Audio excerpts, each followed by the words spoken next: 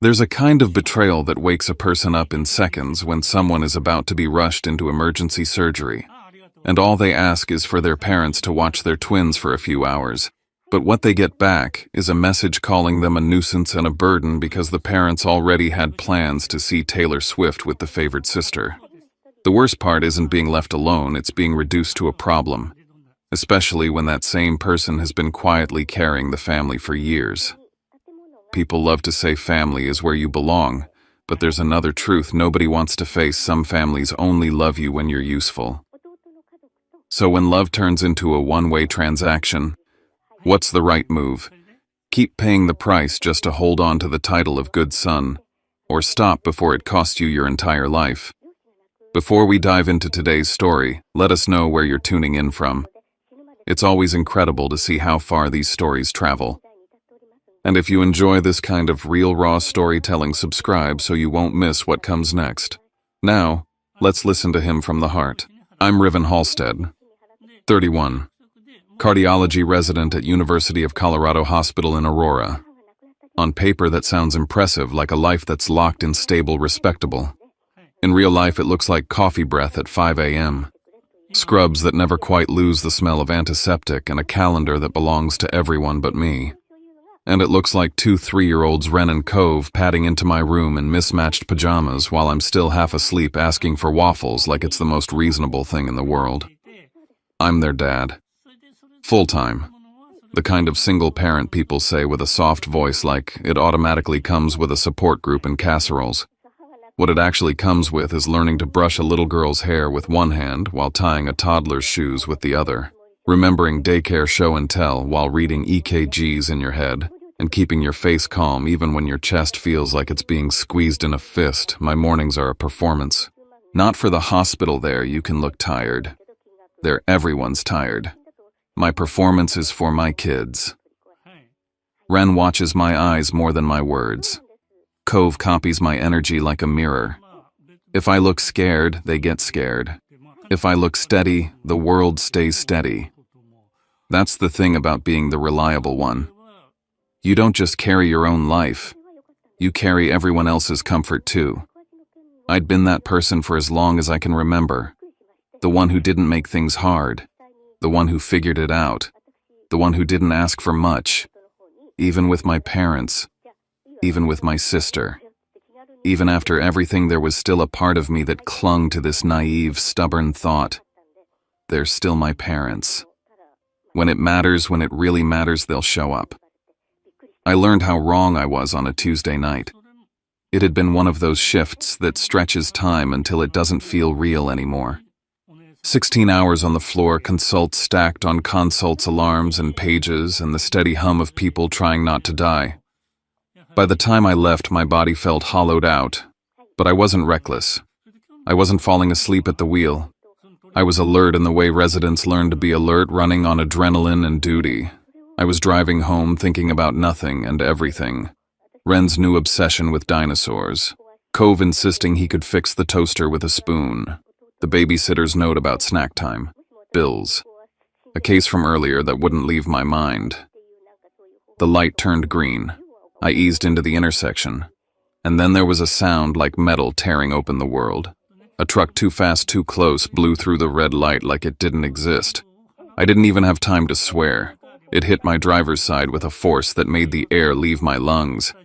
Glass exploded. The steering wheel jerked. The inside of the car became a storm of noise and impact, and then... blank. When I came back, it was in fragments. Someone shouting my name. A pressure against my shoulder. The nauseating sway of movement. A siren that seemed to vibrate in my bones. Riven. Riven, can you hear me? I forced my eyes open. Everything was too bright and too close. My vision narrowed and widened like a bad camera lens. There was a face above me, familiar, focused. Idris, I rasped, though the word came out wrong. Dr. Idris Kane, ER physician. We'd worked side by side for 2 years. The kind of guy who stayed calm when everyone else spun out, the kind of colleague you were grateful for without ever saying it out loud. You were in a collision, he said, fast, but controlled. We're taking you in.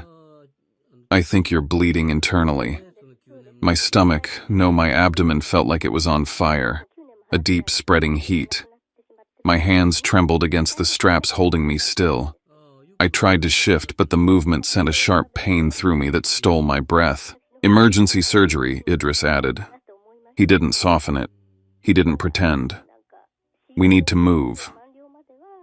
The word surgery hit me like another impact, not because of the knife, not because of the fear of anesthesia, because of Ren and Cove. My kids, I said, grabbing at his sleeve with fingers that didn't feel like they belonged to me. Ren, Cove. They're with your sitter, Idris asked. He already knew me well enough to guess. Yes. I swallowed hard. My throat tasted like pennies. She leaves at 8. Idris glanced at his watch. It's 7:15. 45 minutes. I had 45 minutes to find someone to be in my house with my children before the babysitter walked out the door.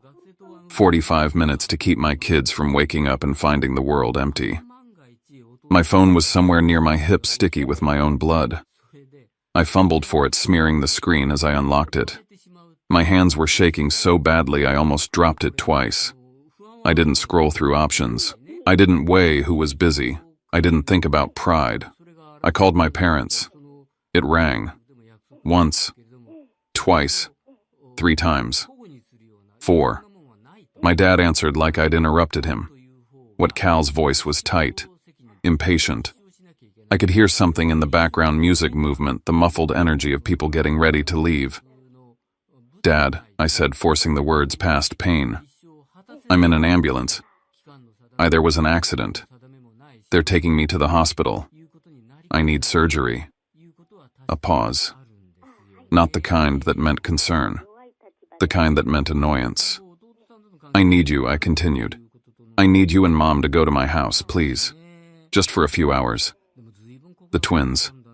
I heard my mother's voice, sharp and close, like she was right beside him. I heard laughter after that. A familiar laugh. Marlo. My sister. They were together. All of them. Not scattered in their own lives. Not unreachable. Together. Hold on, my dad said, muffling the phone. I listened to the blur of their voices. My mother's tone irritated. My father's low, dismissive response.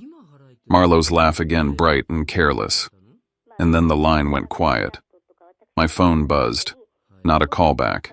A text notification. Family group chat. The message was from my mother, Lorraine. You've always been a nuisance and a burden. We have Taylor Swift tickets with Marlo tonight. Figure it out yourself. My breath caught so hard it felt like choking. I read it once, twice, 3 times, like the letters might rearrange into something else if I stared long enough. They didn't. Another message popped up, this time from my dad. You're a doctor. You're used to hospitals. Don't make this into a bigger deal than it needs to be. And then Marlo, no words. Just a laughing reaction like my life was a meme. I stared at the screen while the siren wailed on above me, while the ambulance rocked over potholes, while my body tried to leak out from the inside. I wasn't crying. I wasn't screaming. Something inside me just snapped into a clean, cold clarity. This wasn't a misunderstanding. This wasn't them being overwhelmed. This wasn't bad timing. This was who they were when it mattered. Idris was watching me. I hadn't realized he could see the glow of my phone, the way my thumb hovered over the messages like I couldn't move. What did they say? He asked carefully. I couldn't answer. Not because I couldn't speak, but because if I spoke, I might break in a way I didn't have time for. My phone's dying, I managed. I need internet. Without hesitating, Idris pulled his phone out and put it in my hand. I used it like a lifeline. I searched emergency nanny services, found one with 24-hour coverage, called, explained the situation in clipped sentences the way you talk when you're trying not to drown. I need someone at my house in Aurora, I said. 2 toddlers. Caregiver is leaving at 8. I'm going into emergency surgery. Yes, I'll pay whatever the rate is. Yes, triple is fine. Just get there. They asked questions. I answered. They told me they'd coordinate handoff with my current babysitter. They asked for permission to send daily photo updates. I said yes, yes, yes, whatever you need, just keep my kids safe. It was done in minutes. When I handed Idris his phone back, my fingers were slick with sweat and blood. Can you screenshot those messages, I asked, holding up my own phone, before it dies. Idris didn't ask why. He didn't pretend he didn't understand. Yeah, he said softly. I can do that. I closed my eyes as the ambulance rolled into the bay. My abdomen felt like it was ripping open. But the pain wasn't what scared me anymore. The fear was quieter than pain. The fear was that I had just seen the truth of my family and I could never unsee it. The surgery lasted 4 hours. My spleen had ruptured. I'd been bleeding internally. Idris told me later that if the timing had been a little worse, if I'd waited, if the ambulance had hit heavier traffic, there was a good chance I wouldn't be here. I woke up in a haze of morphine and fluorescent lights, tubes, beeping monitors, nurses checking vitals. A thick ache in my abdomen that made every movement feel like punishment. 5 days in the hospital. Not one call from my parents, not one text, not one visit. The nanny service was expensive in a way that made me wince even through medication, but every day I got photos Ren eating strawberries at the kitchen table. Cove wearing his pajamas backward and grinning like he'd invented it. Both of them curled up on the couch with a blanket safe. Fed. Loved in the way kids understand love through presence. Strangers had stepped in where my family had stepped out. Idris stopped by too. Not dramatically. Just a quiet appearance in my doorway with coffee and that steady look like he wasn't going anywhere. How are you feeling? He asked. I stared at the ceiling for a second, then told the truth. Better, I said. My voice sounded like gravel. For the first time in years, I actually feel better. He didn't pry. He just nodded like he knew exactly what I meant. On day 3, I asked the nurse for my laptop. You should be resting, she warned, skeptical. I need to handle something, I said, and there was a flatness to my voice that made her stop arguing. My hands didn't shake when I logged into my bank account. The transfers were there like clockwork.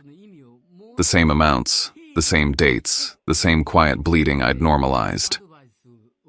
I canceled every automatic payment to my parents, every recurring transfer, every just this month arrangement that had become a life sentence. Then I opened my phone settings and blocked my dad's number, my mom's, Marlowe's. There wasn't a dramatic moment. No tears, no final message, no speech. It felt like setting down a weight I'd carried so long I'd forgotten it was there until the moment I didn't have it in my hands anymore. Lying there stitched up and sore, I told myself one simple thing. If my life wasn't enough for them to reschedule a concert, then my love sure as hell wasn't enough to earn what should have been given freely in the first place. I went home after 5 days. I moved slowly, the way you move when your body is trying to remember itself. I kept my face calm for Ren and Cove. I smiled when they laughed. I whispered that Daddy was okay. And for a while, I almost believed the worst was over. Then 2 weeks later, on a quiet morning when the house smelled like pancakes and toddler shampoo, I heard a knock at my front door. 3 sharp knocks. And my heart rate spiked like I was back on the gurney. I wish I could tell you the knock was the first time I felt fear in my own house. It wasn't. The fear had been living in the background for years, hiding under routines and obligations. It just didn't have a name until that night in the ambulance. After the accident, people asked the obvious questions. Where were your parents? Where was your sister? Who watched the kids? I gave small answers because I didn't have the emotional bandwidth for big ones. I'd say they couldn't make it. I'd say it was complicated. I'd shrug like it didn't matter. But when the house finally quieted, when Ren and Cove were asleep and I could hear the refrigerator hum in the kitchen, I opened my laptop and stared at the spreadsheet I'd been keeping for years. It wasn't dramatic. It wasn't some master plan to expose them. It was just a habit. The kind you build when you don't feel safe. When you're always bracing for the next request, the next emergency, the next we're in a bind. Growing up, love in my family came with a ranking system. Marlo was the star. She always had been. She was 3 years older, effortless in the way some people are. Pretty charismatic, the kind of girl who could walk into a room and instantly become the center of it without trying. My parents lit up around her like she was a battery they needed to function. When she decided she wanted to work in fashion and branding, my mother cried happy tears. My dad called her gifted, visionary, a dreamer who would do big things. When I said I wanted to become a doctor, my dad nodded once. That's practical. That was it. Practical. I told myself it didn't matter. I buried myself in school because school was the one place the rules felt fair. Study hard, work hard, get results. I aced exams, got into a top program, dragged my way through undergrad and med school and residency with my head down. The day I graduated from medical school should have been a turning point. Instead, it was a familiar lesson. My parents showed up late. Not 5 minutes late, 2 hours. My mom hugged me, but she didn't quite look at me. My dad said he was proud, but his eyes kept flicking toward his phone. Sorry, sweetheart, my mom murmured. Marlo had something important. Something important always meant Marlo. They took one photo with me in the parking lot. No flowers, no dinner, no celebration. They rushed off because Marlo needed emotional support after a meeting. And I stood there in my cap and gown with the sun baking the asphalt and that feeling I'd known my whole life settling in my chest. I was not the moment. I was the obligation. I tried to rationalize it like I always did. Fashion is competitive. Marlo needs more support. Medicine is stable. I can handle it. That last line, he can handle it, became my identity. 8 years ago, right after I finished med school and started earning real money for the first time, my dad called me one evening. His voice had that strained embarrassment I used to mistake for humility. Riven, he said, we're in a bit of a bind. Mortgage is due and things are tight this month. Could you help us out? Just this once. Just this once. I transferred the money that night, no questions, no hesitation. They were my parents. I assumed this was what grown kids did. You help. You don't keep score. But just this once didn't stay once. It became the first of every month. Then it became the 15th. Then it became the random emergencies that somehow always landed when I had a break between rotations, like they knew my life well enough to time their crises. First, it was mortgage. Then health insurance premiums when my dad's work coverage changed. Then car repairs, home maintenance, a roof leak, a furnace, appliances. A string of problems that always sounded urgent and always ended with me opening my banking app and making the numbers move. I never said no. Not once. I didn't brag about it. I didn't mention it to coworkers. I didn't want praise. Honestly, I didn't even want thanks. I wanted a family that felt normal, one where helping didn't turn into a trap. I started tracking the payments in a spreadsheet without knowing why. Maybe it was just the part of my brain that likes data. Maybe it was the medical training that makes you document everything. Maybe it was a quiet, frightened part of me that needed proof that I wasn't imagining the weight I felt. The deeper I went into residency, the more my life narrowed into survival work, kids, sleep, when possible. Somewhere in there, I became a father of twins. That story is messy and tender and painful in its own way. But the important part is this. I didn't become a single dad because I wanted the credit. I became one because I didn't have a choice. When the twins were small, so small they fit in the crook of one arm each, I called my parents during one of the worst nights of my life. Ren was crying so hard she turned red. Cove wouldn't latch onto a bottle. I hadn't slept more than an hour. I had rounds in the morning. My hands were shaking from exhaustion. I need help, I told my mom. Even just for a day. I'm drowning. She sighed like I'd asked her to move a mountain. Oh, honey, she said we wish we could. But Marlo is so stressed right now. She really needs us. And that was that. They didn't come. Not for a weekend. Not for the first month. Not when I sat on the kitchen floor at 3 a.m. with 2 babies screaming and tears sliding down my own face because I couldn't remember the last time I'd felt like a person. But the transfers still went out. Mortgage. Insurance. Emergency. I kept giving because I'd been trained to believe that being needed was the same as being loved. After the accident, lying in my hospital bed, I looked at the spreadsheet again with different eyes. 8 years. Lines and lines of payments that didn't just add up to help. They added up to a life built on my silence. Then I started noticing something I hadn't wanted to notice before. Certain emergency payments didn't match what my parents had told me. The timing was wrong. The explanations were vague. The amounts were inconsistent in a way that didn't feel accidental. I'd labeled some of them in my notes as support miscellaneous, or help urgent because that's what they'd called it. But when I lined up the dates with my memory, when I placed them beside the times my parents had said they needed to fly out to LA to help Marlo, the weeks they'd talked about her projects and campaigns and big opportunities, the pattern showed itself like an X-ray. Some of that money wasn't just keeping my parents afloat. Some of that money was propping up Marlo, quietly, indirectly, without ever telling me the truth. And suddenly the family dynamic I'd lived with my whole life had a financial spine. Marlo wasn't just emotionally favored. She was being funded. By me. I sat there in the dark, the laptop glow reflecting off the kitchen window, and it felt like my stomach dropped, not from surprise but from recognition, like my body had known before my mind allowed it to. Then came the second shift in the ground. After I canceled the transfers and blocked their numbers, I thought the fallout would be obvious. My parents would call, they'd panic, they'd demand answers. But what happened first was quieter and more calculated. A cousin I barely talked to texted me out of the blue. "Hey man, heard you've been off since the accident. Just checking in." Off. That single word told me everything. They weren't approaching this as a family crisis. They were approaching it as a narrative problem. If I stopped paying, I had to be unstable. If I called out what they'd done, I had to be confused.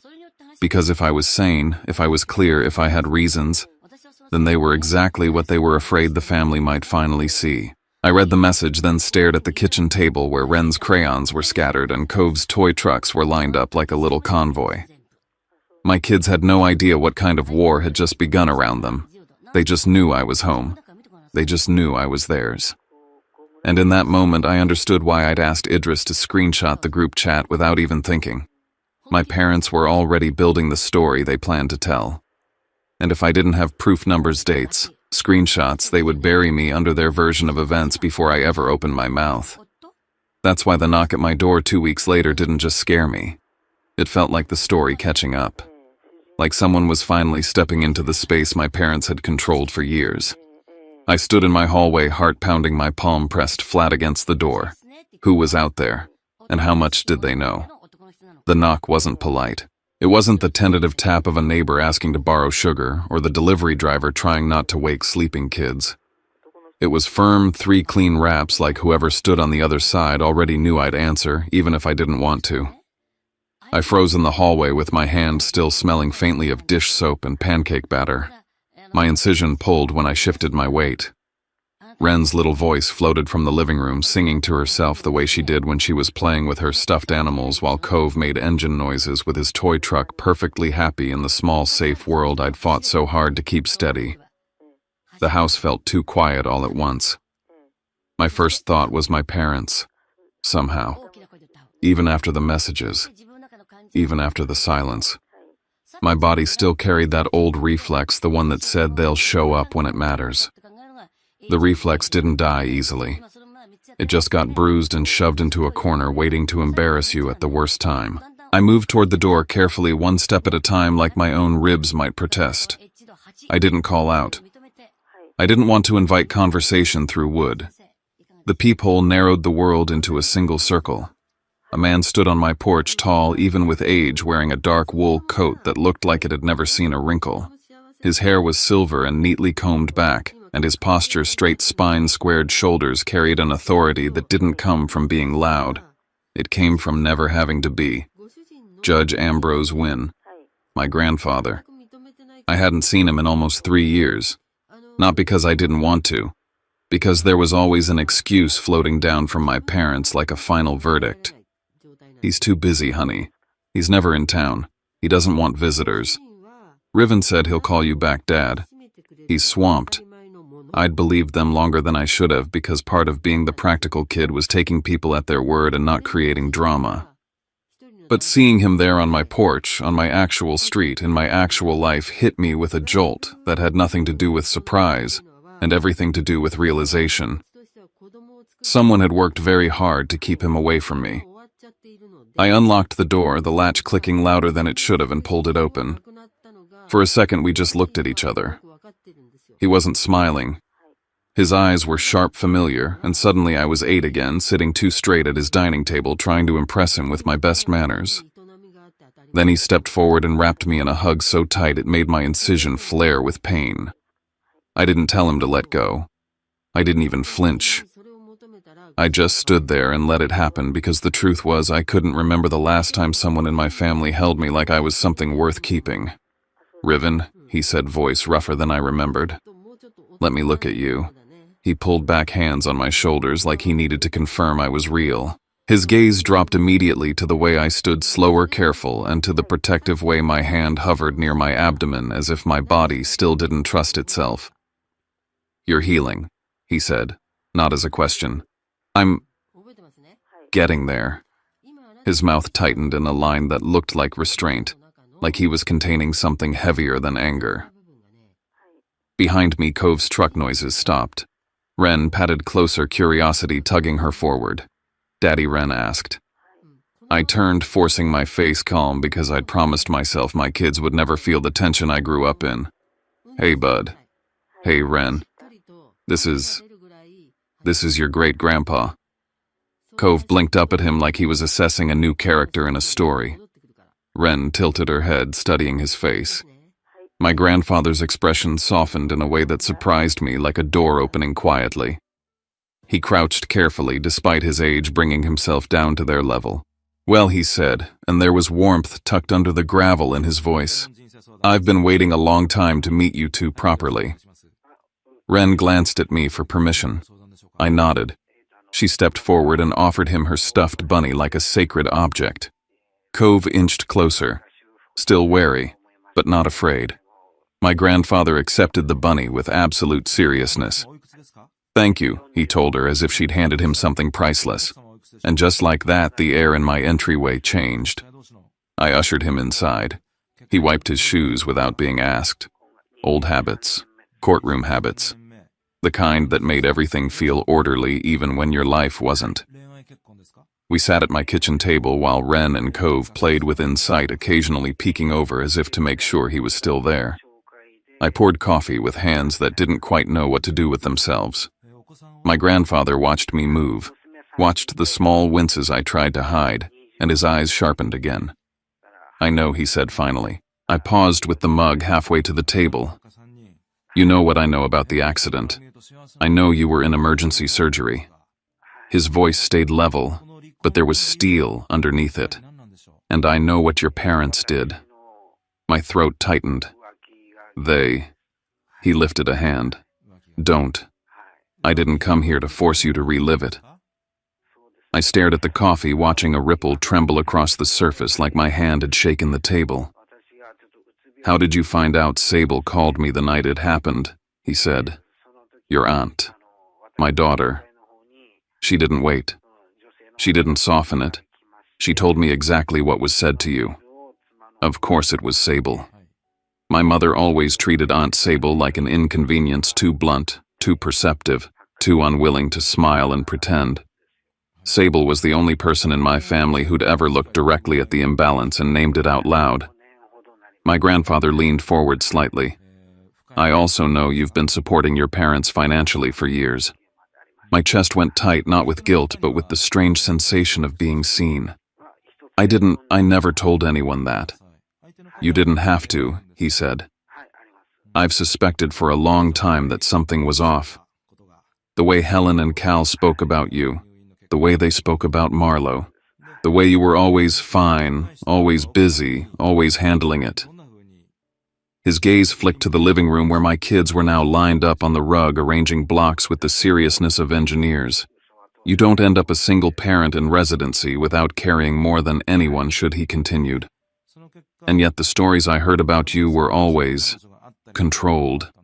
Controlled." That word landed hard. He set his hands flat on the table, palms down like he was anchoring himself. Riven. I've been told for years you don't want visitors, that you don't have time, that you don't want to be bothered. My stomach dropped slow and sick. I never said that. I know he said. Because I know how you are. And because your Aunt Sable confirmed what I already suspected. He didn't say the rest directly, but it was there in the space between us. Your parents have been managing access to you, managing information, keeping you in a role. The giver, the quiet one, the one who doesn't make noise. He reached into his coat and pulled out a cream-colored envelope. The paper looked thick, formal, like something from another era. He slid it across the table toward me. My 70th birthday, he said. Chestnut Hill, Boston, next Saturday. I stared at it, my fingers hovering. The whole family will be there, he added. My pulse kicked up. Grandpa, I'm not doing this for spectacle, he said, cutting through my hesitation with a calm I recognized from every time I'd seen him speak at family events. And I'm not doing it for vengeance. That word hung in my mind anyway, even though he didn't say it like a threat. I'm doing it because if this happens behind closed doors, Helen will deny it. Cal will minimize it. Marlo will spin it. And you'll be left standing there wondering if you're crazy for remembering what happened. I swallowed hard, my mouth suddenly dry. The exact fear I'd been trying not to name. He looked at me steadily. I spent 40 years on the bench. I learned something simple. Facts don't need screaming. They just need daylight. My fingers finally touched the envelope. Then he asked very gently, "Do you have records?" I let out a breath that felt like confession. I have a spreadsheet, bank statements, the transfer history, and the message he asked. I asked Idris to screenshot it. I said, the group chat, timestamps, everything. My grandfather nodded, once satisfied, like a piece had clicked into place. Good. He leaned back slightly. I want you to prepare a summary, by date, by amount, mortgage, insurance, repairs, anything else. And I want you to note what they told you each payment was for when you can. My stomach turned. Why? Because I intend to speak next Saturday, he said. And I intend to ask questions your parents can't answer without lying. The words were quiet, but the promise in them was loud. I looked toward the living room again. Ren was stacking blocks, carefully, tongue poking out in concentration. Cove knocked one over and giggled like he'd invented comedy. My life was right there, small and bright and fragile. What if they hate me? I heard myself ask. It sounded younger than 31. My grandfather's expression softened, but his voice stayed firm. The ones who matter won't. He reached across the table and covered my hand with his. His palm was warm and steady. And the ones who do, he said, never deserved you. I wanted to believe that. I wanted to let it be simple. But my body still carried a lifetime of conditioning. Family means endure, family means absorb, family means keep the peace. As if he could read that exact thought, my grandfather added, "You're not the one breaking anything. You're just refusing to keep holding up a lie." Before he left, he stood in the doorway and looked back at my kids one more time. Ren waved shyly. Cove waved like a politician. My grandfather smiled, a small, real thing. Next Saturday, he said, "Be ready." The door closed behind him and my house felt different. Like a window had opened somewhere, letting in air I didn't realize I'd been missing. I turned back to the kitchen to clear the mugs, but my phone buzzed on the counter. A message. From a cousin I barely spoke to. "Heard you and your parents had a falling out. Marlo's been saying you've been acting erratic since your accident. Just wanted to give you a heads up." My hand went still. Erratic. Acting. Since your accident. I stared at the screen, the words cold and precise, and I understood something with absolute clarity. They weren't waiting to see what I'd do. They were already moving. They weren't just denying what happened. They were preparing to make sure no one believed me when I said it out loud. I looked toward the living room again at Ren and Cove, and my fear sharpened into something else, something more focused. I wasn't afraid of being disliked. I was afraid of being erased. And I knew right then I was going to Boston. Because ever since the night I nearly died and got called a nuisance and a burden, the old life was gone. There was no gentle way back to it. There was only forward into the truth or into silence that would swallow me whole. The days leading up to Boston didn't feel like preparation for a birthday party. They felt like I was assembling a life raft while someone on shore tried to convince everyone watching that I was drowning on purpose. Recovery after surgery is supposed to be straightforward: rest, walk a little each day, don't lift anything heavy, let your body do what bodies do. But life doesn't pause because you've been stitched back together. Ren still needed baths. Cove still needed to be coaxed into brushing his teeth. Lunches still had to be made. Laundry still piled up like it took personal offense when I ignored it. I moved through my home slowly, careful with my core, smiling through the dull ache that throbbed whenever I bent the wrong way. And in between all the normal things, I started doing something I'd never done before. I started checking. I checked the windows at night, making sure the locks were flipped. I checked the peephole twice before opening the door to accept groceries. I checked the camera on my doorbell like I expected to see someone I didn't want standing there watching my porch with too much patience. I checked my phone so often my thumb developed muscle memory for it. It wasn't paranoia the way people like to joke about. It was a new awareness my reputation had become something someone else could try to destroy with a few well-placed sentences. And once that happened, facts wouldn't land the way they should. If they could make me sound unstable, then everything I said could be dismissed with one shrug. He's stressed. He's confused. He's been through a lot. You know how he gets. That was the strategy. I could feel it. So when the house went quiet at night, when Ren and Cove finally collapsed into sleep and the dishwasher hummed like white noise, I sat at my laptop in the dim light of my kitchen and opened the spreadsheet. It looked the same as it always had: rows, columns, dates, notes. But it didn't feel like budgeting anymore. It felt like building a case file. I structured it the way I'd want information presented if I were sitting in a room full of people who didn't know me well enough to trust my voice. Year by year, month by month, I created clear categories: mortgage payments, insurance premiums, repairs and maintenance, emergencies, cash transfers. I added totals at the bottom of each year, then a grand total for the whole 8-year span. 96 consecutive mortgage payments. 96.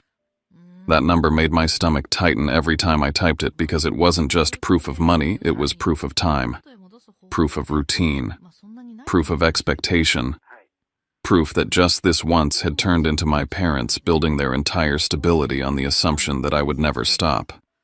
As I organized, the records, patterns I'd avoided seeing for years started to appear with embarrassing clarity.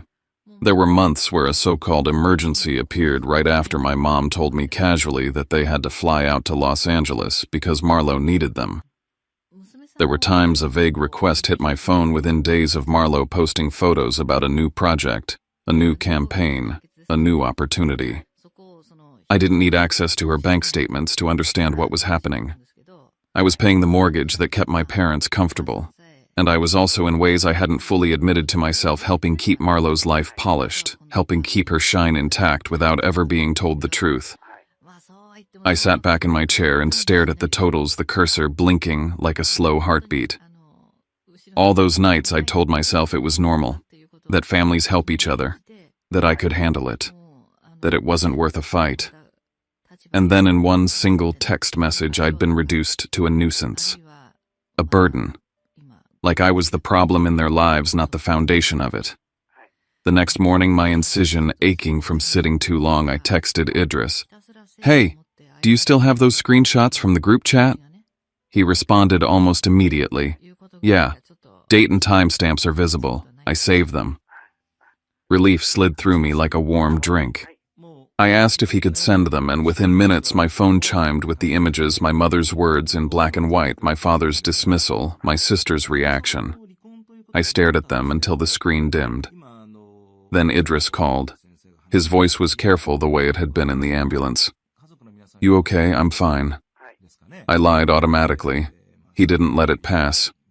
"Riven, when you called them, I heard voices in the background. More than one person.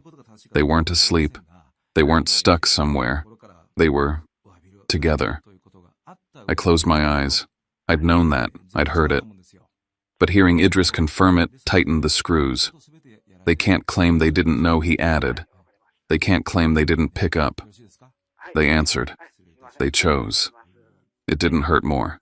The hurt was already maxed out. What it did was harden something in me. Thanks, I said quietly. For saving those. Any time, Idris replied. And then softer. You don't deserve what they did to you. After I hung up, I sat at my kitchen table and listened to the sounds of my kids playing, the soft thud of blocks hitting carpet, the occasional squeal of laughter. Those sounds were the reason I couldn't afford to be dismissed as unstable. Because if people believed I was unstable, then the story could swallow not just me, but my ability to be taken seriously as a father, a doctor, a person. 3 days before my flight, Aunt Sable showed up at my door with a tote bag and the kind of expression that meant she wasn't here for small talk. She hugged me carefully, mindful of my incision, and then sat down at my kitchen table like she owned it. In a way, she did. She was the first blood relative who'd shown up without an agenda. Let me see it, she said. I handed her the binder. I'd started assembling: printed statements, transfer confirmations, the spreadsheet summary. She flipped through it page by page, her jaw tightening with each turn. This is worse than I thought, she said finally. I didn't respond. I just watched her because hearing someone else name it made it feel less like my private shame. Sable tapped a page with her fingernail. You need a 2-page summary your grandfather can read out loud. Simple, clean, dates, amounts, no emotion. I wasn't planning to speak, I admitted. I was going to let him handle it. He will, she said, but you still need to be prepared. I frowned. Prepared for what? Sable leaned forward, lowering her voice like the walls might be listening. They're not going to argue with numbers, Riven. They'll argue with you.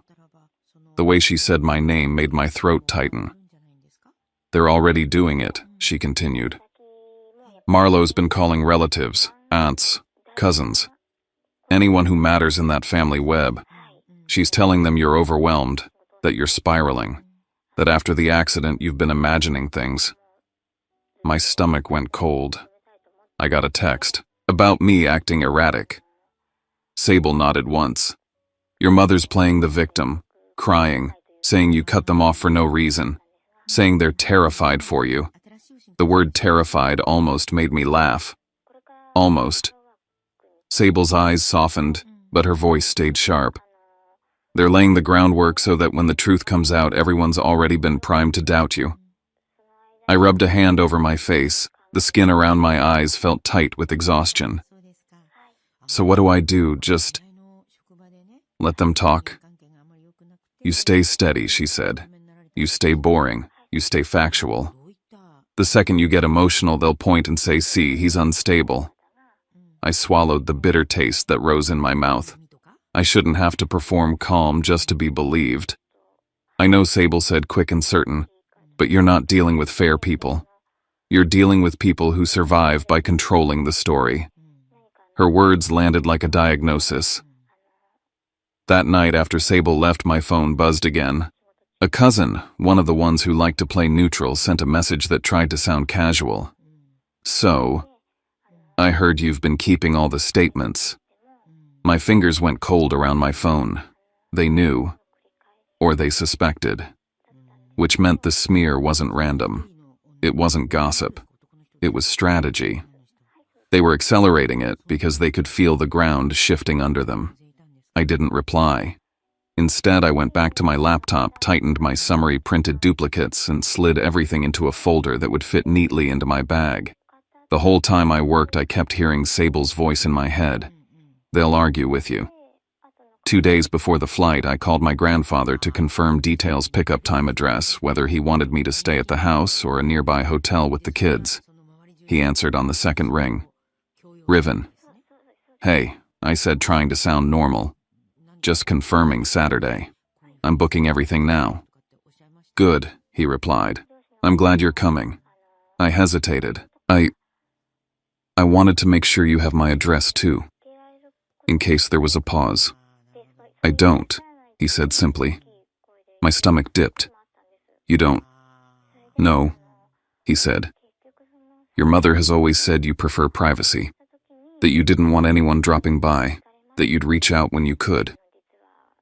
My grip tightened on the phone. I stared at the wall at the framed drawing Ren had made of our family with 3 stick figures and a huge sun. I never said that, I whispered. I know my grandfather said, and his voice changed, softened, darkened with understanding. That's why I'm telling you now. For a moment I couldn't speak. The realization was so sharp it felt physical. The isolation hadn't been an accident. It had been maintained, curated. A controlled environment where I could be used without interference. My grandfather exhaled slowly. Riven, listen to me. Whatever happens next Saturday, you keep your head up. You're not walking into that house to beg for approval. You're walking in with the truth. After I hung up, I sat very still at my kitchen table while the house settled around me. Outside, Aurora was quiet. A normal neighborhood, normal streets, people walking dogs, kids riding scooters. Life continuing like nothing was happening in my chest. Inside, I stared at the folder I'd assembled and understood the real shift that had happened. This wasn't just about money, or even about being abandoned during emergency surgery. This was about control of access, control of perception, control of who I was allowed to be in the family's eyes. And I wasn't going to Boston as a dutiful grandson attending a birthday celebration. I was going to Boston to reclaim the right to exist in my own story. I looked down the hallway toward the bedrooms where Ren and Cove slept, their door cracked open the way they liked it. Nightlight glowing soft on the carpet. I didn't know how the family would see me when I walked into that house in Chestnut Hill. As the problem, as the disappointment, as the one causing trouble, or as the person who finally stopped carrying everyone else and decided to stand upright. I didn't have the answer yet. But I knew I was done being defined by people who only loved me when I was useful. The flight from Colorado to Boston felt longer than it should have. Not because of the distance, but because my body still hadn't forgotten what it meant to be cut open and put back together. Every time I shifted in the seat, my abdomen reminded me that healing wasn't a clean line forward. It was a negotiation. I moved carefully, helped Ren buckle her seatbelt, lifted Cove with more caution than strength, and smiled through the dull ache that pulsed like a low warning. I carried one backpack for the kids and one slim briefcase that never left my side. Inside it were 2 versions of the same truth. The first was simple. 2 pages, clean numbers, dates, totals, something my grandfather could read aloud without interruption. The second was heavy. Statements, transfers, notes, screenshots. 8 years of quiet compliance printed into something that could no longer be waved away as imagination. Before boarding, I set rules for myself the way I would before a complicated procedure. No arguing, no raised voice, no reacting before my grandfather spoke. Everything would stay linear. Everything would stay factual. If I lost my composure, I would lose control of the room. And I knew now control was the only currency my parents had ever respected. When we landed, my grandfather had arranged for a driver. The kids were excited in the way children get when everything feels big and unfamiliar. I watched Boston slide past the windows, brick buildings, narrow streets, history layered on itself, and tried to steady my breathing. Chestnut Hill came into view slowly, deliberately. Wide lawns, old trees. Houses that didn't announce wealth so much as assume it. My grandfather's estate sat back from the road, white columns framing a wraparound porch. Cars lined the circular driveway, luxury sedans, polished SUVs, license plates from multiple states. A string quartet played somewhere inside the sound, drifting faintly through open windows like a soundtrack for a life that looked perfect from the outside. This was the setting my family loved most. This was where they became who they wanted to be seen as. I stepped out of the car with Ren holding my hand and Cove balanced on my hip. The pain flared sharp and brief, and I adjusted without letting it show. If I showed weakness here, it would be read as confirmation. Inside the house glowed. Crystal chandeliers, champagne flutes, white tablecloths, laughter that bounced easily off the high ceilings. I saw my parents almost immediately. They stood near the fireplace, glasses in hand, relaxed in the way people are when they believe nothing can touch them. My father, Cal, looked distinguished in a dark suit, his posture confident, practiced. My mother, Lorraine, wore cream silk and smiled as she spoke to a cluster of relatives, her hand resting lightly on someone's arm like she belonged exactly where she stood. They hadn't seen me yet. For a moment, I watched them. Not with anger, with a strange clinical clarity. This was the version of them the family knew. Polished, approachable, concerned parents who had, according to their story, been abandoned by a son who had changed. Then my mother looked up. Her smile faltered. Just for a fraction of a second, but it was enough. My father followed her gaze. His jaw tightened. The warmth drained from his face like someone had turned off a light. Marlo appeared at his side as if summoned. She looked flawless. Expensive dress. Perfect hair. The same effortless confidence she'd always carried now, sharpened by something more alert. Her eyes flicked over me, my slower gait, the way I held Cove close before her mouth curved into concern that didn't reach her eyes. "Oh, Riven," she said, leaning in to brush my cheek. "I heard about your accident. Nothing too serious, right?" The words landed soft but strategic. I met her gaze steadily. Emergency surgery.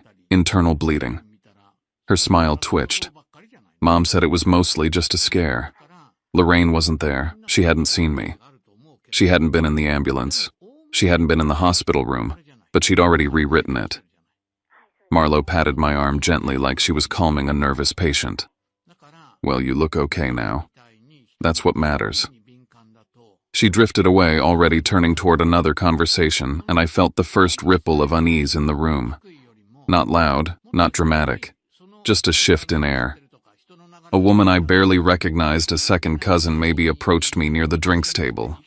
"I'm so sorry you went through that," she said quietly.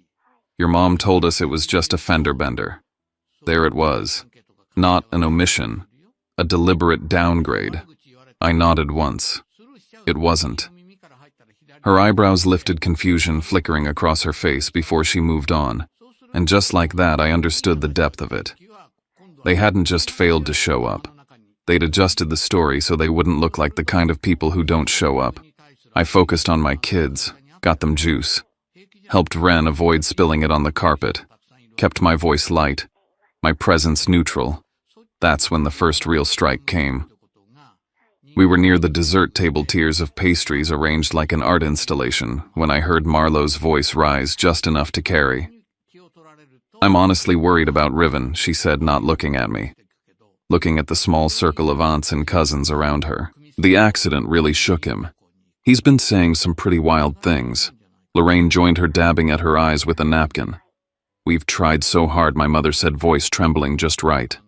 "Calling, texting. He won't respond. He just cut us off out of nowhere." My father stood beside her, silent, shoulders slightly slumped. The image of the wounded parent. Marlo sighed. "He keeps saying we used him, that we took advantage of him. It's heartbreaking." The words floated through the room like a diagnosis. I felt eyes turn toward me. Curious, concerned, doubtful. A hand touched my arm. An older aunt leaned in, lowering her voice. "Sweetheart," she said gently, "are you seeing anyone? A therapist, maybe?" Another voice, softer. "Are you sure you remember everything clearly?" I didn't answer immediately. I didn't argue. I didn't defend myself. I just smiled faintly and said, "I'm fine. Thank you for asking." Then I turned back to Ren and Cove, who were more interested in the tiny forks than in adult politics. That restraint felt like holding a muscle in place while it burned. But I understood the math. Every calm response stole momentum from their story.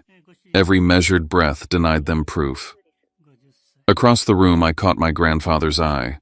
He was watching, not intervening, not rescuing, observing, like a judge letting testimony run long enough for the contradictions to show themselves. The room felt heavier now. Conversations dipped and swelled. People glanced between me and my parents. The string quartet slowed, then stopped. Someone tapped a glass. My grandfather rose from his chair. The sound wasn't loud, but it carried. I straightened instinctively, Ren's small hand tightening in mine. This was the moment. and I wondered briefly sharply whether my father would let it happen. My grandfather had just begun to step forward when my father moved. Not rushed, not flustered, controlled. Dad, Cal said, voice steady, stepping into the open space. Before you say anything, there's something the family should understand. The room stilled. I felt it immediately, the shift, the calculation behind it. If my father spoke first, he could frame everything that followed. He could turn my grandfather's words into something reactive, something defensive. This was his last chance to keep control. My grandfather stopped. Let him. Cal turned to face the room, palms open, posture practiced. As many of you know, Riven has been under a lot of stress. Residency, being a single father, the accident. He gestured toward me, the concerned parent addressing an audience. Since the surgery, he's been distant, cold. He cut off contact with us completely. No explanation. Lorraine stepped in beside him, eyes already wet. We've only ever wanted the best for him, she said softly. But he's been saying terrible things, accusing us of abandoning him, of not loving him. Marlowe's voice joined in, light but precise. He's always had a tendency to overthink, even as a kid. Lately, it's just intensified. A murmur rippled through the room. I felt the weight of it press against my chest, not anger, not panic, but the dangerous quiet of being assessed. If I reacted now, I would confirm everything they'd just said. If I stayed silent, they'd claim I couldn't respond. I did neither. I knelt slightly to Ren's level and brushed a crumb from her dress. Cove leaned into my side, his fingers clutching my shirt. I stayed still. My father continued. There may have been a misunderstanding the night of the accident, he said. We didn't realize how serious it was. We tried to call back. I felt something cold settle in my stomach. That was a lie. I had the messages, the call logs, the screenshots. Idris. But I didn't move. Not yet. Marlowe added. We were worried sick. She mentioned the wrong hospital. Just a name. Just a slip. But enough. I saw a few heads turn, a few brows furrow. People who knew Boston hospitals well enough to catch the mistake. My grandfather finally spoke. His voice wasn't loud. It didn't need to be. Richard, he said, using my father's full name, let me ask you something. The room went silent. My father hesitated. Of course. My grandfather looked at him evenly. Who has been paying your mortgage for the past 8 years? The question hung there. Heavy. My father opened his mouth, closed it. Lorraine's face drained of color. I felt Ren's hand tighten around mine. And for the first time since I'd walked into that house, I knew. The story they'd built was about to collapse under the weight of something they couldn't smooth over. Numbers, dates, facts, and the truth waiting patiently in a folder at my side. The room didn't move. Not a chair, not a glass, not a breath loud enough to interrupt the silence that followed my grandfather's question. The chandeliers above us glowed warmly, absurdly out of sync with the cold stillness that settled over everyone standing beneath them. I stood near the dessert table with Ren pressed against my leg and Cove half hidden behind me. I could feel every set of eyes without looking up. It felt less like a party now and more like a courtroom stripped of ceremony. No benches, no oath, just people waiting to see who would break first. My grandfather didn't raise his voice when he repeated himself. Who has been paying your mortgage for the past 8 years? My father cleared his throat. Dad, that's not... It's a simple question, my grandfather said evenly. Answer it. Cal shifted his weight. We've handled our finances. Riven helped us a few times, sure, but Lorraine stepped in quickly, her hand gripping his sleeve. He offered, she said. He never struggled. We never forced him. The words hit with familiar precision. This was their instinct: minimize, soften, recast. Turn 8 years into a few times. Turn obligation into generosity. Turn dependence into coincidence. I understood then that even now exposed in front of their own relatives, they were still trying to shrink me. My grandfather nodded once as if he'd expected this. Let's be clear, he said calmly. Because words get slippery when people are uncomfortable. He opened the folder in his hands. The sound of paper shifting carried farther than it should have. This, he continued, is a financial record covering 8 consecutive years, organized by month, verified by bank statements. He held up the first page so the room could see the structure columns, totals, clean lines. Not accusation, accounting. Mortgage payments, he read. 96 consecutive months. Not missed. Not delayed. He paused, letting the number sit in the air. A murmur rippled through the crowd. 96, he repeated. That is not occasional help. That is a system. Lorraine's mouth opened, then closed again. My grandfather turned the page. Health insurance premiums, he continued. Covered during periods when Richard was no longer insured through employment. Another page. Vehicle repairs, home repairs, emergency transfers. He didn't rush. He didn't dramatize. He read like someone stating weather conditions. Then he reached the section marked with simple notes in the margin. There are also irregular transfers, he said, labeled emergency or support. These coincide repeatedly with periods when Marlowe was beginning new projects, traveling, or requiring assistance. He didn't look at my sister when he said her name. He didn't have to. A few heads turned toward her anyway. Subtle, instinctive. My grandfather flipped to the summary page. The total, he said, is not insignificant. It is not ambiguous. And it cannot be dismissed as imagination. The room felt smaller now. Denser. He closed the folder gently and set it on the table beside him. Then he asked questions that weren't financial. How many times did you say thank you? He asked my parents quietly. How many weekends did you show up when he became a single father? How many times did you visit him in the hospital after emergency surgery? No one answered. There was nothing they could say that wouldn't contradict something already spoken. My grandfather let the silence stretch. Then he reached into the folder again, not for numbers this time. Now he said, let's address the night that has been described here as confusion. He looked around the room, once ensuring attention. Riven was in an accident, he said. Internal bleeding. Emergency surgery. This is documented. He held up his phone screen, facing outward. He contacted his parents, asking for one thing: temporary care for his children while he was on the operating table. He read the message aloud. Exactly. Without commentary. The words landed hard. Nuisance, burden, Taylor Swift tickets. Figure it out yourself. The room didn't erupt immediately. It inhaled. Someone whispered, "Oh my God." My grandfather didn't stop. He read my father's response, casual, dismissive. Then he read Marlowe's reaction. A few people turned fully toward her now. Her face had gone pale, the practiced composure slipping just enough to reveal something raw beneath it. My father stared at the floor. My mother shook her head, tears streaming, but her hands clenched tightly in her lap. The story they'd built couldn't survive this. Not because of anger, because of clarity. People didn't need to be told what to think. They could see it. I watched it happen in small ways. Someone stepping back from my parents, a cousin folding her arms and shaking her head, an aunt reaching out to touch my shoulder just briefly but deliberately. My grandfather closed the folder. I'm not here to demand judgment, he said. I'm here to present facts. What anyone chooses to do with them is their own responsibility.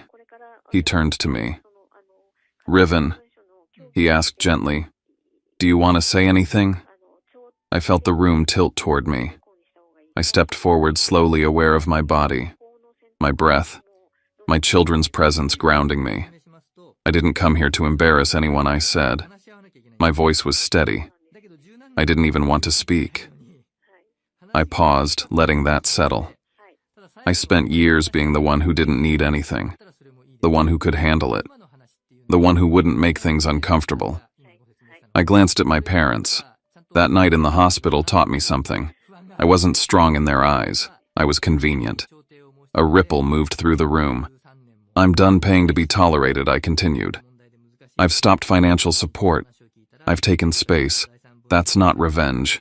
That's survival. I inhaled slowly. If there's ever a future relationship, it won't be built on denial or rewriting. It will start with acknowledgement, not apologies designed to move on. Accountability. I looked down at Ren and Cove, then back up. I won't return to the old cycle. My father started to speak. This is humiliating, he said sharply. You've made your point. Are you satisfied now? I met his gaze without raising my voice. I'm done, I said. That's not the same thing. And I knew as his jaw tightened and the room held its breath that the truth was no longer mine to defend. What mattered now was what came after. My parents left early. Not in protest, not in fury. They simply gathered their things and walked out. No one stopped them. No one followed. No one said they understood. In families like ours, silence is the sharpest verdict. After they were gone, messages began arriving slowly, awkwardly. Relatives I hadn't spoken to in years apologized. Some admitted they'd always found the stories about me confusing, but had never questioned them. Others said nothing at all, but stayed close, offering quiet support through presence rather than words. The family group chat went still. Then it disappeared. Weeks later, my mother called from a number I didn't recognize. She left a voicemail. Everything was exaggerated. You hurt us. Why are you tearing the family apart? I listened once, then deleted it. Not out of spite, out of understanding. 3 months later, Aunt Sable told me my parents were selling the house. Without my transfers, they couldn't maintain it. They moved in with a relative who insisted on something new: responsibility. Marlowe lost a contract soon after. Word travels differently when truth replaces polish. As for me, I rewrote my spreadsheet. The category once labeled support parents became protect kids, college funds, emergency care, help when I needed it. A year later, my life was quieter, healthier. I no longer bought affection. I no longer earned love by disappearing. And my children would never grow up believing care was conditional. That was the inheritance I chose to give them.